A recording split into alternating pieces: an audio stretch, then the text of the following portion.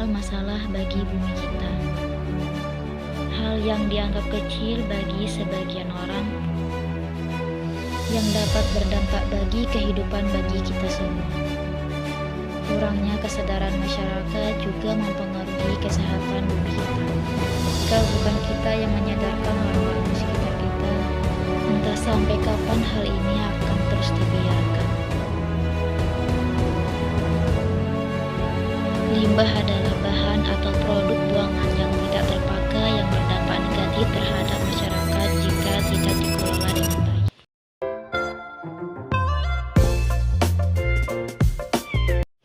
Coba kalian bayangkan jika tumpukan sampah terus meningkat, maka bagaimana nasib bumi kita dan makhluk hidup yang ada di dalamnya?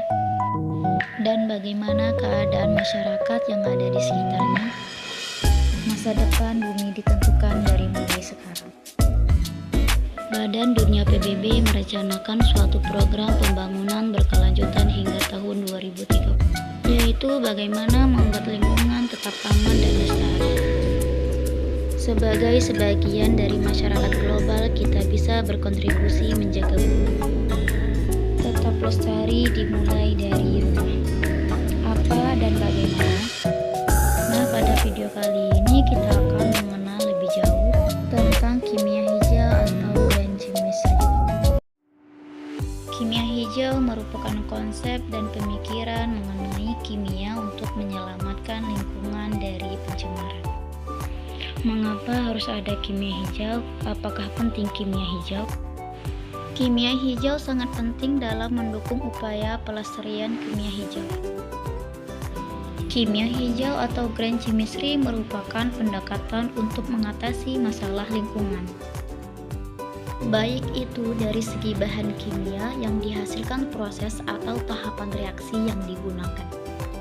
Tujuan kimia hijau diciptakan yang pertama, mengurangi pembuatan dan penggunaan bahan kimia berbahaya dari sisi perancangan maupun proses. Tujuan yang kedua, mengembangkan proses dan produk kimia yang ramah lingkungan dan sesuai dengan pembangunan berkelanjutan.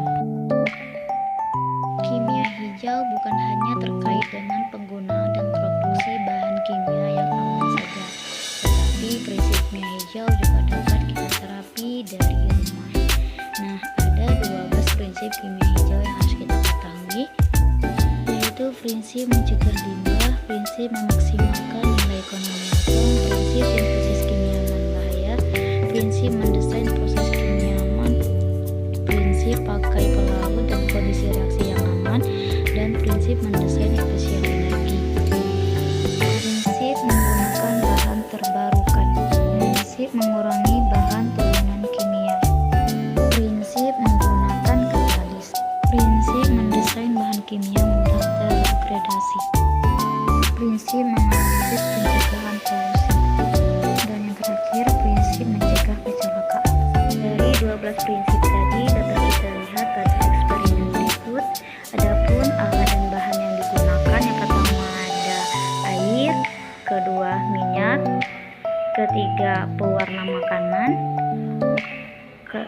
keempat jaskul atau tablet yang mengandung gas, dan yang terakhir gelas. Langkah yang pertama, tuangkan air ke dalam gelas. Sedikit saja. Kemudian tambahkan minyak ke dalam air gelas yang sudah berisi air. Penggunaan minyak di sini lebih banyak daripada air. Dapat kita lihat terjadinya pemisahan antara air dan minyak, di mana larutan di bawah itu adalah air, yang di atas adalah minyak. Lalu kemudian ditambahkan pewarna makanan ke dalam gelas tersebut. Kemudian diaduk menggunakan pengaduk sampai larutan tercampur. Lalu letakkan gelas yang berisi larutan di atas senter atau jahit. Kemudian masukkan jaspul atau tablet yang mengandung gas ke dalam larutan, maka akan terjadi reaksi yang menghasilkan reaksi suatu gumpalan yang menggelembung di atasnya. Lakukan Lakukan eksperimen ini di tempat gelap agar menghasilkan hasil yang maksimal.